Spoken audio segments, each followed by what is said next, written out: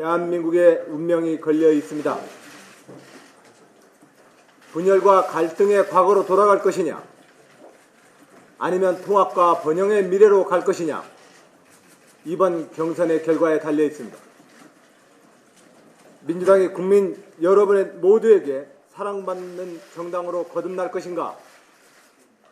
다시 하겠습니다. 민주당이 국민 모두에게 사랑받는 정당으로 거듭날 것인가? 아니면 여전히 분열과 고립의 수렁에 빠져 있을 것인가? 이번 경선 결과에 달려 있습니다. 결국 이번 민주당 경선이 대한민국의 미래를 좌우할 것입니다. 어떤 후보가 선출되느냐에 따라 대한민국의 미래는 달라질 것입니다. 저 안희정은 지역과 세대, 이념을 초월하여 모든 국민들로부터 사랑받는 후보, 나아가 통합과 번영의 새로운 대한민국을 여는 대통령이 되기 위해 도전합니다. 아무도 가지 않았던 새로운 길에 도전합니다. 존경하는 국민 여러분, 저는 새롭게 하나 되는 대한민국으로 가는 세 가지 전략을 제안합니다. 바로 대개혁, 대연정, 대통합입니다. 국정농단 사태에서 드러났듯이 우리 사회에는 청산해야 할 수많은 적폐들이 있습니다.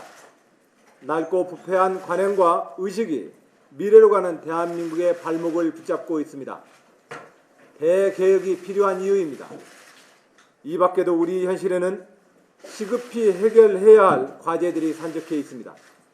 외교 안보인 남북상은 국민들을 불안하게 만들고 있습니다. 거기에 해결의 방법조차 찾지 못하고 있는 시대적 과제들도 있습니다. 그러나 다음 대통령은 취임과 동시에 여소야대의 상황을 만나게 됩니다. 뜻은 있어도 실천할 방법이 없습니다. 훌륭한 정책은 입법조차 되기 어려운 상황입니다. 대연정이 필요한 이유입니다. 대연정만이 대개혁을 성공시킬 수 있는 해법입니다. 아울러 4분 오열된 국민을 하나로 통합하는 길이기도 합니다. 대연정을 통한 대개혁의 결과는 진정한 국민 대통합으로 이어질 것이라 저는 확신합니다. 대통합을 통해 안보 위기를, 대연정을 통해 정치 위기를, 사회적 대타협을 통해 경제 위기를 극복할 수 있을 것입니다. 더불어민주당 당원 동지 여러분, 우리 당은 수십 년 동안 기울어진 운동장에 갇혀 고통받았습니다. 지역과 이념 구도에 갇힌 채 공격을 받았습니다. 이 프레임에서 이제 벗어나야 합니다. 우리가 먼저 품넓은 진보의 모습을 보여야 합니다. 이제 기울어진 운동장을 바로잡을 때입니다. 우리의 외연을 확장합시다. 국민 여러분에게 능력과 포용력을 보여드립시다. 새로운 민주당, 새로운 진보의 길을 걸어가겠습니다. 그래서 당에 공식적으로 요청합니다. 제가 당의 후보로 확정된다면 그 즉시 연정협의체를 구성해 주시기 바랍니다. 아울러 합의할 개혁과제를 선별하여 다른 당과의 연정협상에 착수해 주십시오. 또한 가칭 국정준비위원회를 당내에 설치해서 원활한 정권 인수가 가능하도록 준비해 주십시오. 안희정의 승리는 안희정 캠프의 승리가 아닌 민주당의 승리, 더 나아가 민주당의 승리를 넘어 국민의 승리가 될 것입니다. 존경하고 사랑하는 국민 여러분, 그리고 더불어민주당 동지 여러분, 저는 김대중 노무현 대통령 그 미완의 역사를 이어달립니다. 두 분이 이루어낸 평화적 정권 교체와 IMF 위기 극복, 경제성장과 민주주의 진전, 특권과 반칙 없는 사회, 한반도 평화라는 그 지점에서 저의 2017년 새로운 도전을 이어나가겠습니다. 그 미완의 역사를 완성하겠습니다. 대화와 타협의 새로운 정치를 통해 그 미완의 역사를 완성해 나가겠습니다. 김대중 노무현의 기적에 이어 안희정의 기적을 만들어내겠습니다. 그래서 새로운 대한민국을 열겠습니다. 이제 대한민국은 국가 중심에서 시민 중심으로, 서울 중심을 지방 분권으로, 주직과 일 중심이 사회에서 가족의 행복이 중심이 되는 사회로, 노사 대결이 아닌 사회적 대타협으로, 사대주의나 민족적 저항주의에 머무르는 것이 아닌 국제사회의 책임있는 중견국가로 거듭 태어날 것입니다. 그 대장정을 이 자리에서 시작합니다. 당원과 국민 여러분의 지지와 성원을 부탁드립니다. 감사합니다. 예, 이제 언론인 여러분의 질문을 간략하게 몇 분 받도록 하겠습니다. 예, 제일 뒤에서 먼저 듣습니다. 예, 우리 연합 박경준 기자 일어나셨죠. 예, 편하게 앉아서 하시죠. 네. 박근혜 대통령이 어제 사실상 헌재의 결정에 불복한다는 의견을 밝혔는데요. 그러면서 부산님께서는 헌법과 법률의 정신적으로 수사를 진행해야 한다 이렇게 말씀하셨는데 어제 박근혜 대통령 입장을 보면은 민심에서는 사법 처리를 서둘러서 좀 더 강력하게 대응해야 한다는 목소리가 있는데 이에 대한 기자님 입장은 어떤지. 검찰과 사법부가 법의 대원칙에 따라서 공정하게 처리해야 된다고 생각을 합니다. 국민 모두에게 적용되어지는 사법의 대원칙과 정의를 우리 모두 권력이 자리에 있든 없든 우리는 벗어날 수 없습니다. 특권이 있을 수 없습니다. 그런 점에서 검찰과 사법부의 대원칙에 따라서 공정한 수사와 진상규명이 이루어지길 바랍니다. 예, 그다음 방송 MBN. 네, MBN의 윤범기 기자라고 합니다. 방금 전에 박성준 기자 질문한 것처럼 박근혜 대통령은 헌재 판결에 불복하겠다고까지 이야기하는데 안 지사님께서 강조하신 위헌정이 그런 헌재 판결까지 불복하는 그런 세력까지, 그런 박근혜 대통령을 지지하는 세력까지 끌어안는 대연정이 아니냐라는 비판이 있거든요. 그런 세력까지도 같이 힘을 합쳐서 뭔가 한다는 게 가능하겠느냐, 그런 세력들까지 동의하는 개혁이라면 얼마나 어디까지나 개혁을 할 수 있게 되냐고 이런 비판이 있는데 그건 어떻게 생각하시나요?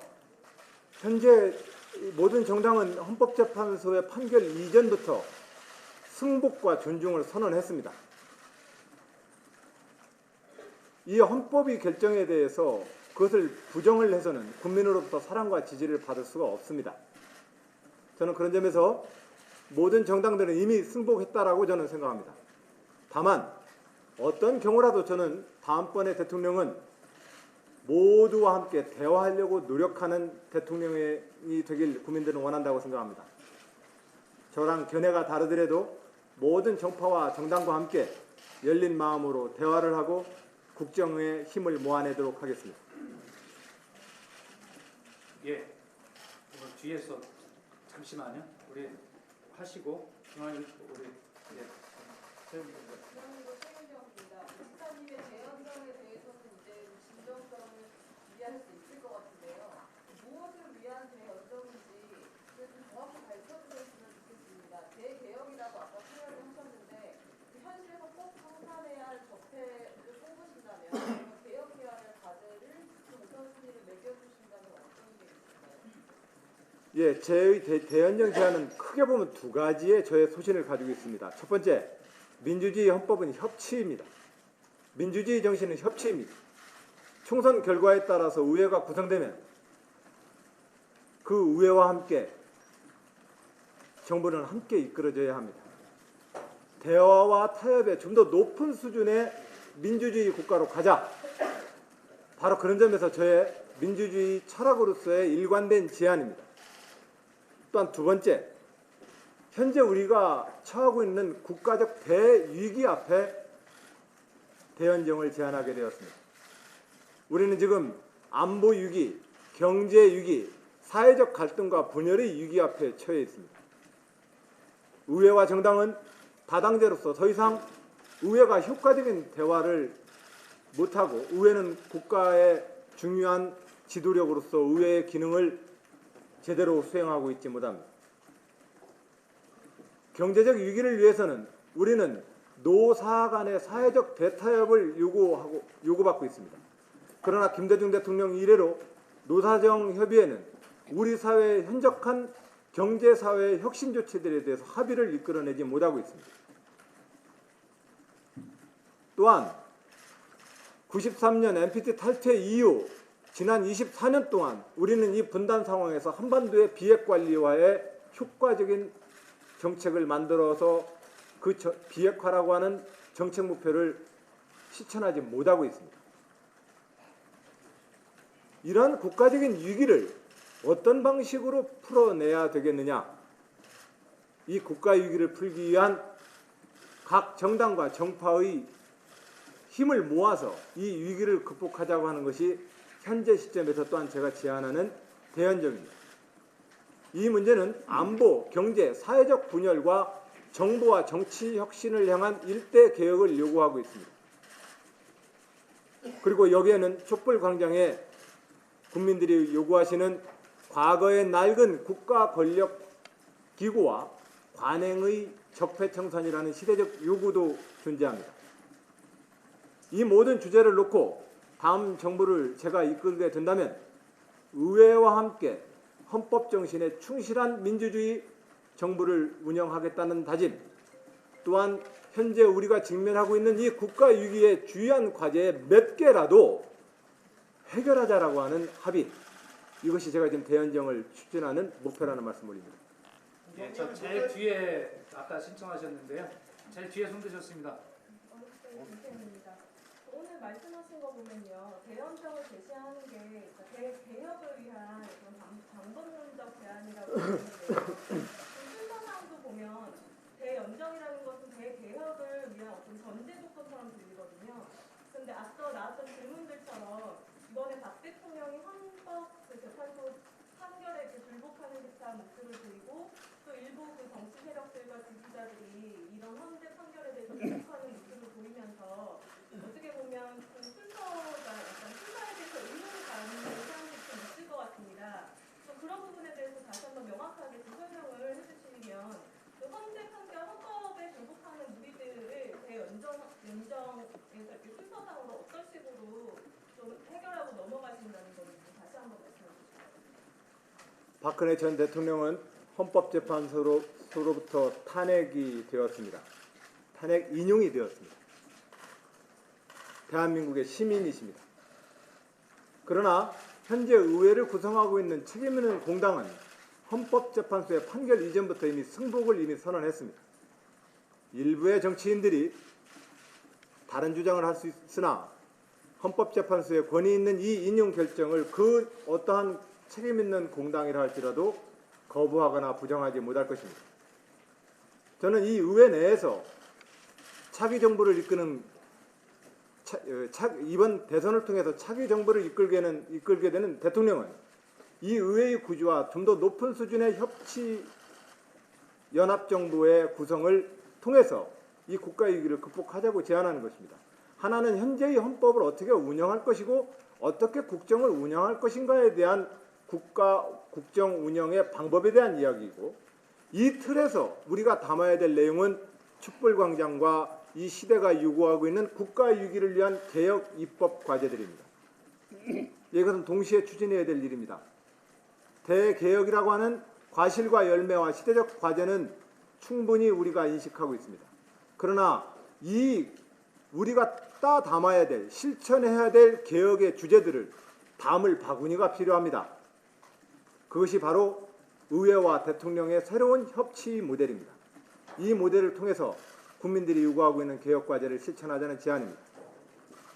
예, 그 대개혁에 관해서는 차근차근 한 가지씩 그렇게 풀어서 발표를 해드릴 예정으로 있다는 말씀을 드리고요. 마지막으로 지금 방송 한 군데 아까 신청하신 저 뒤에 KBS의 김기현입니다. 이번 경선이 대한민국의 미래가 달려있다고 말씀을 하셨는데 그 3일을 선거 운동을 안 하셨어요. 선거를 안 하셨는데 3일 동안 어떤 생각을 했는지.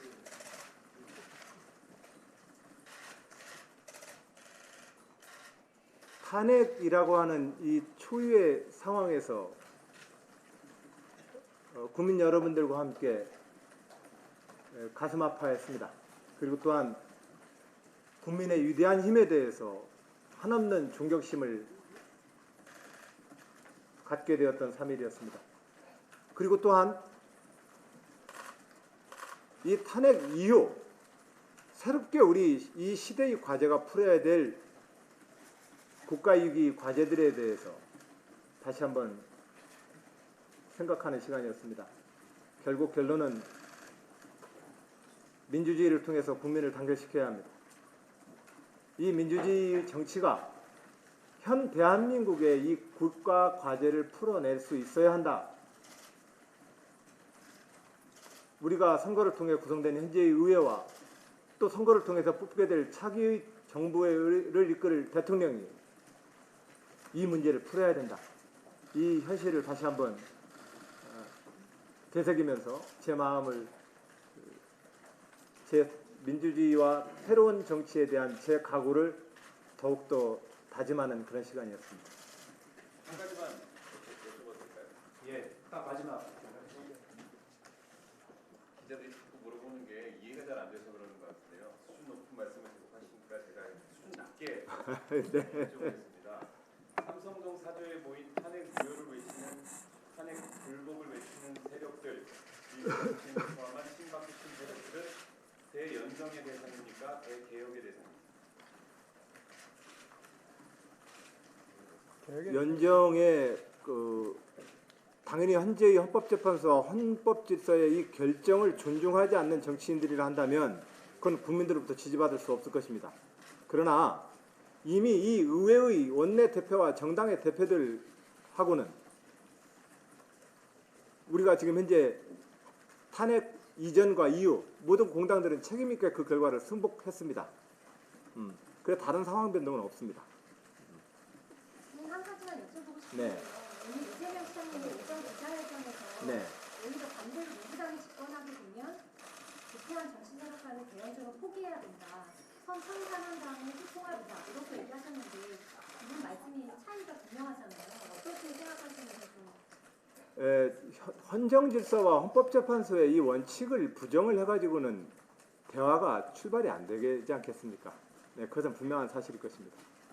그러나 현재의 의회 내에서 차기 정부의 개혁 과제를 놓고 또한 의회의 지도자들과 우리 민주당이 집권당이 된다면 국가 개혁 과제를 놓고 힘을 모으기 위해서 대화를 시작해야 되지 않겠습니까? 예, 그 차이 그곳에 흔들림 없는 그 의회와 새 행정부의 협치의 미래라고 하는 것 속에서는 달라질 변동이 없습니다. 예. 예, 이상으로 오늘 저 간담회를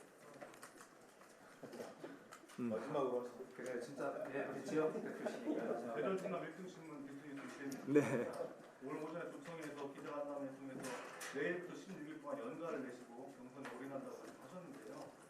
지사직은 사퇴 압박을 받으면서 계속 유지하시겠다는 의지를 밝히면서 4월 4일이면 4월 3일 일단 동선이 이후까지거든요. 네. 그런데도 도청 공백이 어쩔 불가피하면서도 불구하고 지사직은 거짓지 않은 상태에서 연가를 내신다는 것은 내각에서는 그런 말들이 나옵니다. 지사님께서 인정하신 정직 직원들이라든가 산하기관 단체장들의 그런 거취와 관계가 있기 때문에 지사직 사퇴를 하지 않는 대신에 연가를 내고 동선을 결정하는 거 아니냐. 이런 일각의 지적들에 대해서 좀 어떻게 보시나요? 이렇게 봐주시기 바랍니다. 현재 현직을 유지하면서 당 경선에 참여의 길을 현재 법이 열어놓고 있습니다.